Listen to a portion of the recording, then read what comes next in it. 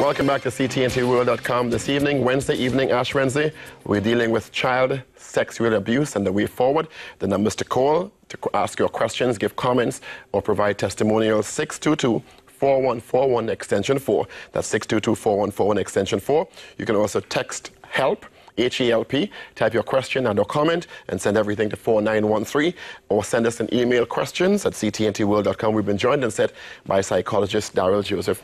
Daryl, you've been hearing Ruth's stories about the interactions she's had, and we've had many discussions about child sexual abuse before, and part of Ruth's objective is for parents to understand the critical importance of opening lines of communication with their children, so their children feel comfortable enough no matter what happens to them, even if it's daddy, even if it's big brother, even if it's uncle, somebody you love, and they've touched you inappropriately, and understanding what that is, to talk to the person they trust. Absolutely. Well, first of all, good afternoon again, and good afternoon, Trinidad and Tobago, Ash Wednesday.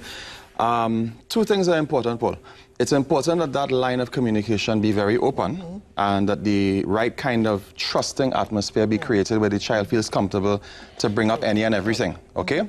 But it is also equally important that you not be paranoid, but that you be very vigilant about your children and the people that your children are allowed to interact with. But when a parent is hearing these types of stories and realizing from the professionals that it is more pervasive than we'd like to believe in Trinidad and Tobago, how can you not be paranoid? How can you not be hyper-vigilant about protecting your children? Yeah. You can be alert, but you don't necessarily have to be hyper-vigilant. Hyper-vigilant means, I've seen cases where there are parents who don't want the children to go anywhere outside of their site. They don't even want the children to go and play in the road or next door by the neighbor outside or something like that. You can't be that hyper-vigilant about it. But you must know, for example, okay, if you're leaving your children with somebody, exactly who they're going to be left with. How many people are there? Male, female? How long are they going to be there for? You know, details like that. You should never not know where your child is, and of course you always talk with them afterwards and ask them, you know, how was it, what did you do, how was the time, and so on. You ask questions, so you can minimize the chances of something occurring if you create the right trusting atmosphere for the child to talk about anything, and also if you are vigilant about who your child interacts with. Next question is to both of you, is in terms of asking questions, some children become so traumatized they don't want to talk about it, they shut it down psychologically with their memory. How would you advise someone in terms of knowing your child and observing changes in behavior that are not normal, that can also be indicators of this? Yes, okay. You can start with Ruth. Yes, because, I mean, a child who might have been outgoing and so on, it might suddenly become, you know, very quiet and not talking and, you know, saying who should be mixing with friends, staying in the room and sort of thing, withdrawn and all that. So these things you need to look at. But I want to emphasize how important it is for parents or guardians to build that communication line so that children speak up, because you might think even your mother's home is a safe place to send your child, and that could be where your child is being abused. But how do you deal with a child who comes to the mother, or even before they go to the mother, when a father is involved? Because we don't like to deal with this in Trinidad and Tobago. We think sometimes it's easier not to deal with it because it's an ugly picture of ourselves in a country where we don't like to face things head on and deal with these issues. How do you deal with a situation practically where a father is molesting his child, or an uncle, somebody that close, somebody that critical in terms of maintaining the family itself? Ruth? Well, in the publication, all is not lost. It is, I would not say it is somebody as close as one of those that you mentioned. And the mother, immediately, she makes the point that what was done to her child was wrong, and she refused to allow it to be swept under the carpet, and that a person must face the consequences of their actions, although it was a close relative. We want to invite your comments also on this, because very often the media only deals with this in Trinidad and Tobago when a child gets killed, or it gets to that level. Sam Fernando, you're on the air. Good evening. Welcome to CTNT. Well, go ahead, please. Hi, good evening. I'm just calling about how do we deal with sexual abuse in the school? Because I've had an incident where a child of ours is in a school, and a PE teacher was actually accused of being handling and fondling a child. Thank you very much. I think the situation she's talking about was having relations, illicit relations with an underage child. Sure, just before you answer, should go on to see her on the air. Go ahead, please. Hi. Good evening. Hello. It's not easy for a child to come up to talk about, because sometimes the father is violent and the mother is timid. And that goes to the first a piece of scale. Could you slow down and repeat it, because we seem to have a bad connection. Yes. Let's try again. Go ahead. Yeah, so sometimes the child goes to the mother, saying that the mother is a bit timid, and the father is the man. So the mother decides to not with it head on. We're going to ask you to call back and try to establish a better connection, because you're breaking up a lot, but do call back. Yeah, the caller before, Daryl. I want to be very clear on this, huh? Child sexual abuse is a criminal act. Yes, you have to report. It's a crime, just like murder, just like armed robbery. I mean, not just like, but it is a crime. It's a serious crime. There's an act of parliament that goes into detail about this and the rights of a child and so on.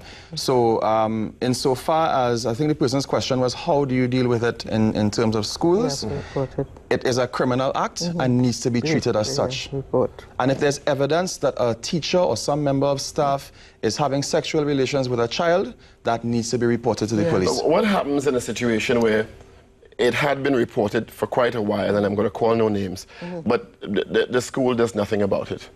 And in this situation, I presume the person is talking about, the public has not heard anything about that since then. The teacher, alleged teacher, has been dismissed, but they should have to pay for the act. Let's just take San Fernando before we deal with that. San Fernando, you're on the air. Good evening.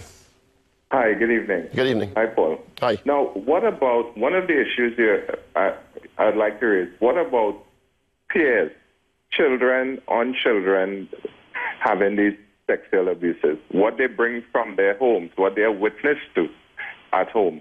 You know, we need to look at that also. And we also need to look at it from the other point of view. We are dealing with fathers who are being sexually abuses to their girls, presumably. What about mothers who are being sexually abuses to their children? How do we deal with that? Thank you. It's a very good question. Yes. And it brings home a point where that we don't often talk about, where we feel it's only sometimes about touching. And the other point is that regarding the school situation, I don't feel that we get that anyone having sex with an individual under 18 is rape, statutory rape. And that if someone 16 years old consents, they're not legally able to consent. So that is statutory rape. Correct. And that doesn't seem to be resonating through everyone's minds. No. Ruth. Yes, and I think this is a point that we need to make and let people know how serious this thing is and see it for what it is. When you give the report that this is being done, it comes to your knowledge, and you do not take action, you're doing harm to the person who is being abused and to the person who is abusing. Absolutely. Both need help. And you're breaking the law. Yes, because there's a law in the law. country that says if you know of a child being abused and do you're nothing breaking the about law. it, Yes, you're breaking the law. It's your duty. Yes, that's actually one of the conditions. There are about 4 or 5 conditions under which, as a psychologist, as a therapist, I can choose to break confidentiality. And that is one of those cases. That you must, you're if it's reported to me in session. I'm going to introduce a topic now, but we have to take a break for the play draw of exposing children to graphic sexual content and how that impacts on abuse. You can just start, Daryl. Sure. Well, you said it right there. We're talking about graphic content, all right? Even physically or through movies or whatever. Yes. There's a time and place and an age for everything, you know. Yeah. And you overexpose a child, you overly stimulate their sexuality too early. It's such a powerful force within a human person's life. You don't have the maturity to control it yet and to manage it. And you overexpose them too early, and you're going to get all sorts of behavior that you don't want. We're going to ask you to pause now. Well, this is cntntworld.com. We are dealing with child sexual abuse. Keep those text messages coming. The help to your question or comment to 4913. We will take a break for the play draw and come back with more. Stay with us. Welcome back to CTNT World. It's Wednesday, Ash Wednesday in Trinidad Tobago. Our guest are Ruth Graves and psychologist Daryl Joseph. We're talking about dealing effectively with child sexual abuse in Trinidad Tobago. You can start dialing that number again. The number is 622-4141 extension 4. 622-4141 extension 4. Questions, comments, observances. You can also send a text message, help question or comment to 4913, and the email is questions@cntntworld.com. While we were during the break, and you can also, for help, call Childline at 800-4321. 800-4321. If you know of someone, a situation where a child is in danger, possibly being abused by a relative or someone you know, it is your civic duty, it is your legal duty to report it so that a child can get some help. During the break, we were talking about the issue of actual reporting and what may be standing in people's way from reporting something that has become so pervasive. We always hear. And when I hear this child's name, my heart breaks because it is a national tragedy, Sean Luke, Amy and Anamantudu. And then you hear the pathologist report indicate that this child had been abused for a number of years and culminating in the child's death. What is preventing more people from reporting these incidences? Because we always in communities hear rumors. We hear little things, and people are just not, for some reason, in the numbers we want, reporting it, even with anonymous lines like Childline, like 555. Daryl. As we were discussing, as we were making the point, Paul, when this kind of crime is reported, it fundamentally changes lives, okay? If it's the case of a relative, it changes the family structure, it changes the relationships between that member and the other members of the family, and because we live in a small, close-knit society, it also changes community relationships as well. So reporting cases of child abuse is a life-changing activity, and not the kind of status of the family in the community changes. Not the kind of life-changing activity that we want. But we should look upon it as a good change because the child has been saved. Yes, but there's significant trauma and significant pain that has to take place before you get to that point, okay?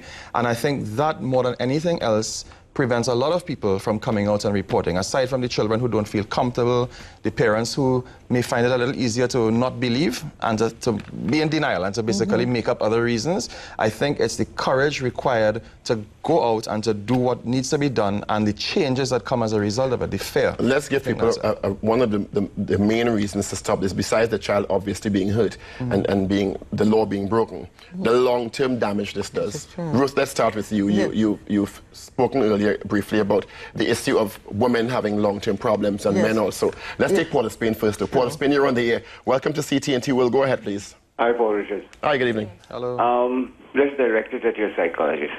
Sure. When are the citizens of Trinidad and Tobago going to come out of denial? We have been infested with this problem for the longest while. Everybody seems to be just talking about cases when somebody's murdered or something happens dramatically and comes to the fore. Check the institutions, check all the hospitals in this country. There are children 12, 13, 14, 15 having babies. Nothing comes out of it. Nobody's investigated. Nothing is done. We have the schools where children are having sex with each other and with teachers in the toilets and in the teachers' rooms. We have those reports. What is being done? When are we, as a people, going to come out of denial and do something about the situation instead of just waiting for it to be publicized by the death of a child or something worse? If there's anything such. Thank you, sir. Let's just take Shagwanas before we go to a text message. Shagwanas, thank you for holding your on the air. Go ahead, please. Yes, good day. Good day. There are situations where the father is abusive and the mother has an idea of what is happening. In order to keep peace in the house, the mother does nothing about it because of how abusive the father is and how violent he is. In a situation where a child is being abused, I need to find out if there are places in Trinidad where these children can find a safe place to lick their wounds and heal themselves from a situation like this, because it is prevalent. Thank you very much. And yes, you can call the Police Social and Welfare Support Unit, and they will definitely take the child out of that situation. Let's go to a text message. Carnival exposes children to highly graphic sexual content on TV. And I knew this was coming. But people have a choice not to let their children look at TV, including Carnival, if they feel what is on the screen, even at Carnival time, is too graphic. And you know, it's even better than, I mean, along with choosing what they should see and what they should not see, is actually being there with them to guide them along. So that, because I mean, they're going to get exposed sooner or later, one way or the other. But there's an appropriate age for that. There is an appropriate age. But what I'm saying is even more important than trying to prevent them from seeing everything that you don't want them to see is when those things do come up, being there as a guide, telling them what is right, what is wrong, guiding them along and so on, so that they develop a proper sense of right and wrong from an early as possible. Time is running out. There are long-term damage to people in their relationships when they've been abused. Yeah. And including the cycle continuing sometimes. Absolutely, not sometimes. There's a whole cycle of abuse, all right? Because we didn't get to talk much about the profile of an abuser, but what's behind them most of the time is a lack of ability to be intimate and a lack of empathy and emotional warmth and so on. And those traits can be developed or can come out of an abusive situation. So you find that abusive situations can spawn abusive people. Ruth, your closing comments. Yes, and the point is that both the abuser and the person being abused need help. Yes. You're not doing any good when you do not speak up. Because the person who's doing it needs help. Yes, and if you do not stop them and get them the help by either court intervention or otherwise, they will continue to do it. And damage other lives. You're not helping. So Daryl, closing comments. Yeah. Just want to endorse what you were saying there. That, you know, we often tend to vilify the person who's doing it, but we don't see that person as a person who also requires help.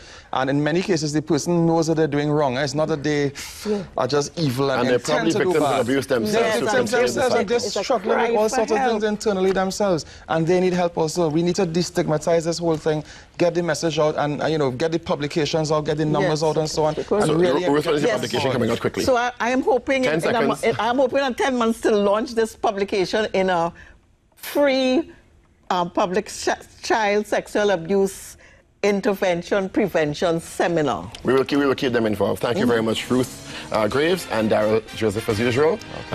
We can keep sending those text messages and we will get you help on behalf of the entire team. Thank you for viewing. Good night. News is next with Disha, Ian, and James.